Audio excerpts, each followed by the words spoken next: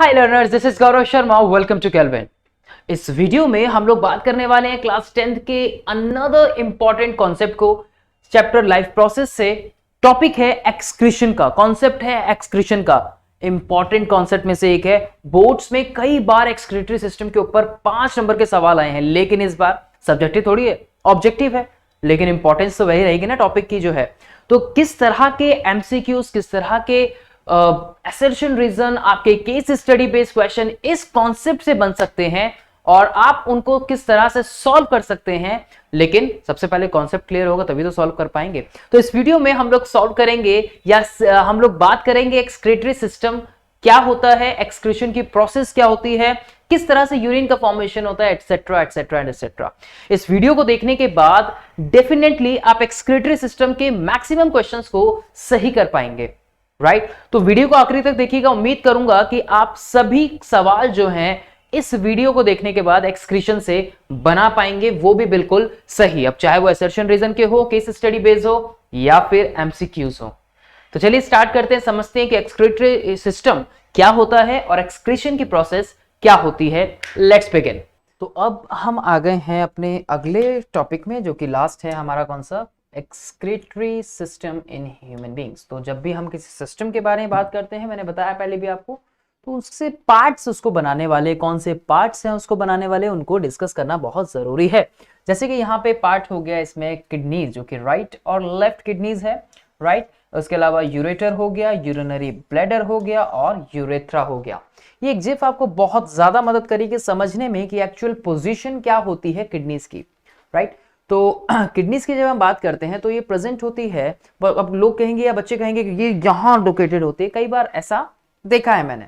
तो ये last thoracic reason, जो कि एक वर्टिब्रल कॉलम में थोरेसिस जो रीजन है, थोरेसिस हो गया, लंबर हो गया, सर्वाइकल हो गया, सर्वाइकल ऊपर, फिर थोरेसिस, फिर लंबर, इस तरह से। तो ये last thoracic third lumbar vertebra पे इसकी लोकेशन होती है, ठीक है। वो एक करेक्ट लोकेशन हो गई हमारी। उसके बाद हम इसमें बात करते हैं, जो टर्म आती है एक्सक्रीशन के बारे में। What is excretion? देखिए, बहुत सी मेटाबॉलिक एक्टिविटीज हमारी बॉडी में होती है, जिसमें हम देखते हैं कि केमिकल रिएक्शंस हो रही हैं और उनसे रिजल्ट निकल रहा है, सिंपल भाषा में।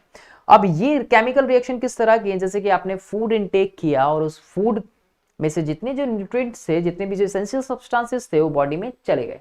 बाकी के जो थे वो वेस्ट बन के, जो बॉडी के लिए जरूरी नहीं थे। कुछ यही होता है मेटाबॉलिक एक्टिविटीज में। इन्हीं मेटाबॉलिक एक्टिविटीज की वजह से जो वेस्ट है वो बनता है और वो बॉडी से एक्सक्रीट आउट होता है। मेटाबॉलिक एक्टिविटीज यानी कि जो रिलेटेड है मेटाबॉलिज्म से। मेटाबॉलिज्म का मतलब होता है the sum total of all the chemical reactions occurring in our body. तो बॉडी जो मेटाबॉलिक एक्टिविटीज हैं वो in the body generates many kinds of waste including nitrogenous waste. अभी नाइट्रोजनस वेस्ट क्या होते हैं वो बताता हूं, which are harmful for the body and hence needed to be removed. वो वेस्ट हैं जिन्हें हमें बॉडी से, वो टॉक्सिक हैं जिन्हें हमें बॉडी से रिमूव करना बहुत जरूरी है। अगर नहीं होंगे तो वो हमारे ब्लड में सर्कुलेट करते रहेंगे।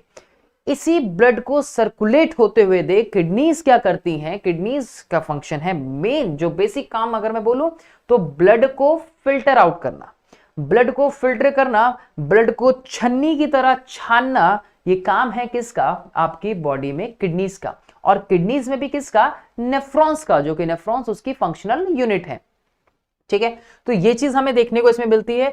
ये बहुत इंपॉर्टेंट कॉन्सेप्ट है, ध्यान रखना। ये अल्ट्रा इंपॉर्टेंट है, ये 5 स्टार इंपॉर्टेंट कॉन्सेप्ट है, ध्यान रखिएगा, ठीक है। ये इस पे लगभग सवाल हर साल पूछा जाता है, ध्यान रखना। अभी ये मतलब पूरा एक्सक्रीशन का सवाल कैसे कैसे पूछा जाता है, जैसे कि कई बार आया है ड्रॉ करने के लिए इसका डायग्राम, ये ड्रॉ करने के लिए आता है। और उसके अलावा और कौन कौन से आते हैं वो भी मैं आपको इसमें बताऊंगा। तो एक्सक्रीशन एक प्रोसेस है जिसमें जो वेस्ट है रिमूव होते हैं हमारी बॉडी से, जो मेटाबॉलिक एक्टिविटीज से बन रहे हैं।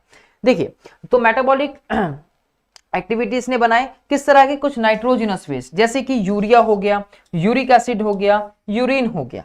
एक्सेस ऑफ वाटर की वजह से यूरिन का बनना और कुछ स्वेट का बनना, जो स्वेटिंग होती है हमारी बॉडी के अंदर, गैसेस होती हैं, सॉल्ट्स होते हैं।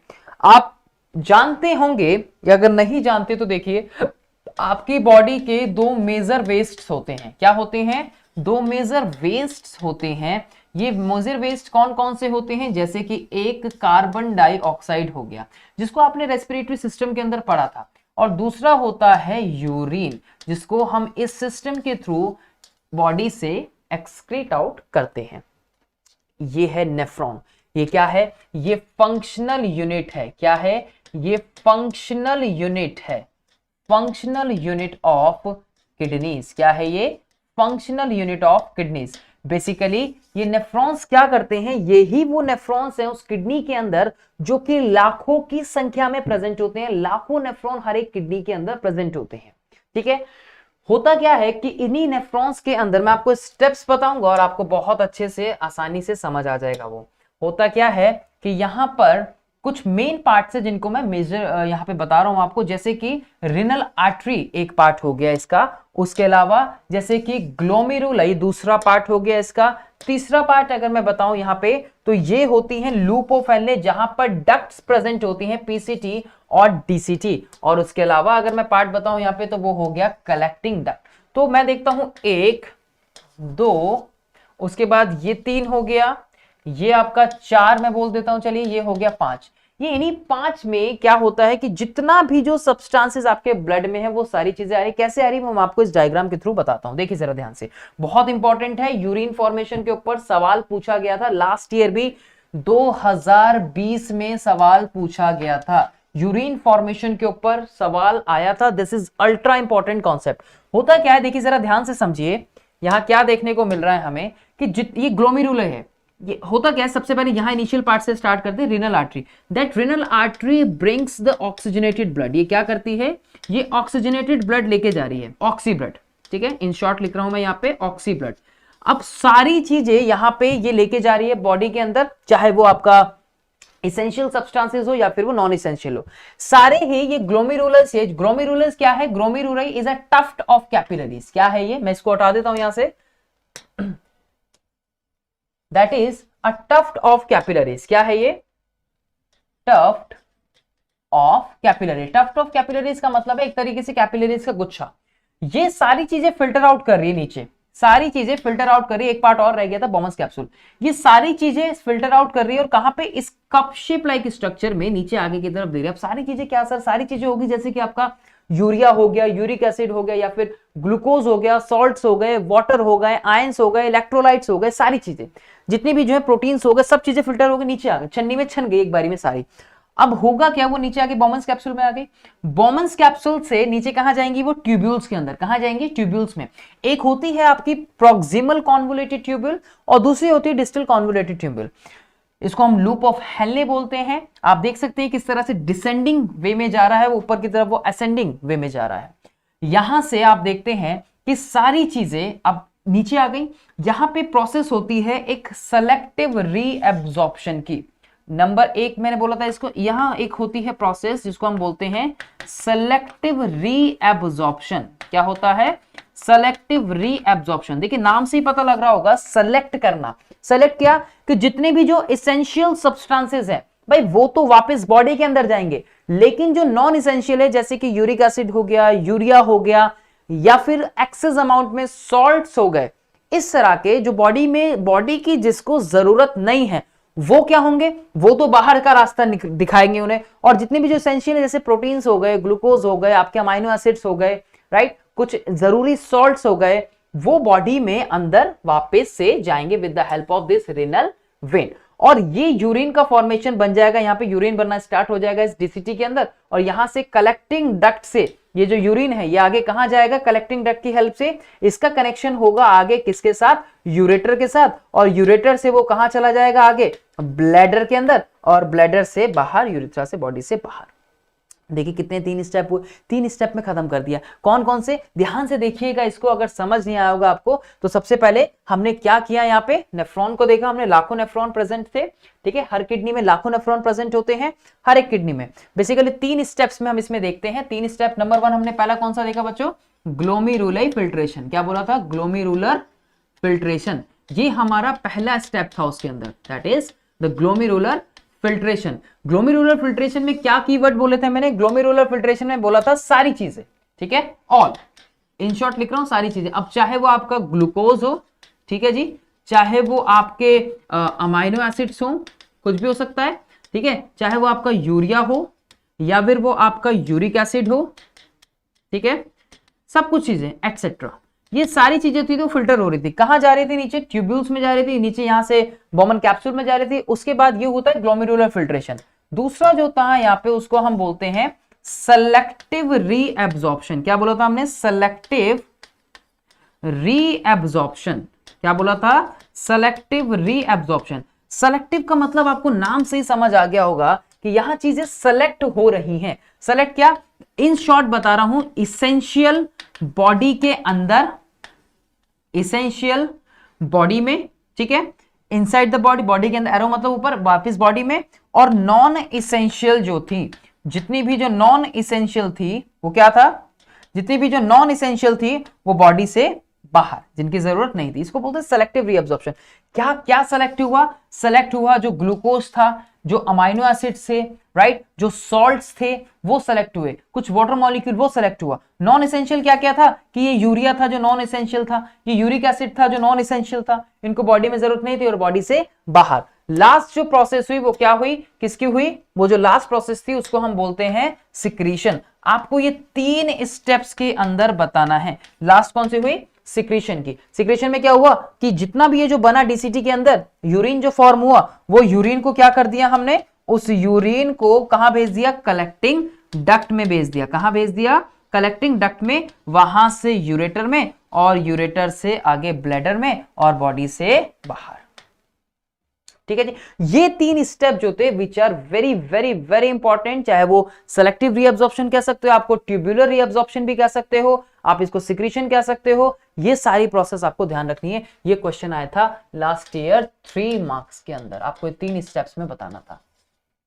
ठीक है जी, चलिए आगे देखते हैं। फिर आता है आर्टिफिशियल किडनी प्रोसेस, जिसको हम बोलते हैं हीमोडायलिसिस। देखिए हीमोडायलिसिस क्या है, बहुत आसान शब्दों में बता दूं कि जब किडनीज अपना फंक्शन रिवर्स कर देती है, या फिर वो फंक्शन ठीक से नहीं करती या फेलियर की तरफ जा रही होती है, तो ऐसे में किडनी का काम क्या, समझा अभी हमने, ब्लड को फिल्टर आउट करना, टॉक्सिक को बॉडी से बाहर भेजना, टॉक्सिन जितने भी बन रहे हैं उससे, मेटाबॉलिक एक्टिविटीज से उनको बॉडी से हमें बाहर करना है। लेकिन जब किडनीज अपना कुछ % काम करना बंद कर देती है, या फिर ठीक से काम नहीं करती, या 100% काम नहीं करती, ऐसी भी कंडीशन आती है, तो आर्टिफिशियल वे में हमें ब्लड को फिल्टर आउट करना है। आर्टिफिशियल वे में ब्लड को फिल्टर आउट करना है। तो इस डायलाइजर की हेल्प से ये प्रोसेसिंग होती है, जिसको हम डायलिसिस का नाम देते हैं। किसका नाम देते हैं? डायलिसिस का नाम देते हैं। That is a dialyser here we have. तो यहां एक हाथ में देखिए फिस्टुला लगाया जाता है, जिससे कि जो ब्लड रिमूव होता है और एक यहां इस बॉडी, इसके अंदर जाता है, इस डायलाइजर के अंदर, यहां से ब्लड को फिल्टर आउट किया जाता है। सेम वही काम जो किडनीज करती हैं, ब्लड को फिल्टर आउट किया जाता है, क्लीन ब्लड को बॉडी में वापस भेजा जाता है। ये बहुत खराब चीज है, ये बहुत खतरनाक चीज है। इसमें जो पेशेंट होता है, इसमें पेशेंट के साथ ये मतलब ये समझिए कि उसको लिमिटेड अमाउंट में चीजों का सेवन करना है। उसको ज्यादा प्रोटीन्स डाइट नहीं लेनी, उसको बहुत ज्यादा अमाउंट में वाटर नहीं लेना, उसको बहुत ज्यादा अमाउंट में एक्सेसिव सॉल्ट्स नहीं लेने, लिमिटेड डाइट। यहां डाइट प्लान चलता है फिर पेशेंट का, और जितनी ज्यादा कंडीशन सीवियर उतना ज्यादा ये खतरनाक। ये चीज ध्यान रखिए। तो ये सुनने में तो लग रहा होगा कि अगर किडनीज फंक्शन नहीं कर रही तो ये ऑप्शन है, लेकिन बहुत खतरनाक है, बहुत खराब है। तो ये कंडीशंस बहुत माननीय होती है यहाँ पे। ठीक है जी, ये थी आर्टिफिशियल। ये आपको येलो बॉक्स में देखने को मिलता है आर्टिफिशियल किडनी, किस तरह से कंडीशन देखने को मिलती है।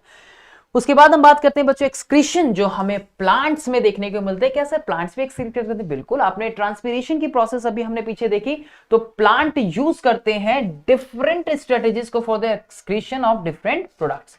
जैसे कि प्लांट्स ऑक्सीजन और कार्बन डाइऑक्साइड गैसेस को डिफ्यूज करते हैं थ्रू द स्टोमेटा। जो पॉर्स पढ़े थे हमने अभी पीछे भी, स्टोमेटा का फंक्शन पढ़ा था ना कि गैसेस एक्सचेंज करना, स्टोमेटा का पढ़ा था कि ट्रांसपीरेशन की प्रोसेस करना, वो सब। तो वो जैसे कि ट्रांसपीरेशन प्रोसेस, ये भी एक वेस्ट है, एक्सेस अमाउंट ऑफ वाटर को रिमूव करना, जितना भी जो एक्सेस वाटर बन रहा है उसको हम रिमूव कर रहे हैं by this process of transpiration.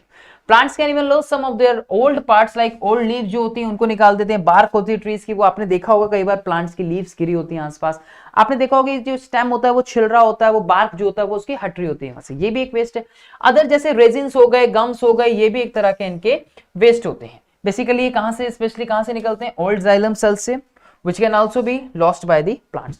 ये कुछ वेस्ट थे जो कैसे होते हैं, प्लांट्स एक्सक्रीशन करता है उसमें, राइट। तो इस कॉन्सेप्ट में, इस पूरी वीडियो में हमने वन शॉट में एक इंपॉर्टेंट चैप्टर, एक वास्ट चैप्टर को कंप्लीट किया है। थोड़ा सा फास्ट चला हूं। आई होप कि आपको यहां पे सारे कॉन्सेप्ट जो है वो आपके क्लियर हुए हों, आपकी रिवीजन अच्छी हुई हो इस वन शॉट की हेल्प से। सो आगे मैं मिलता हूं आपसे अपनी अगली वीडियो में। अभी के लिए tata, bye bye and thanks for watching.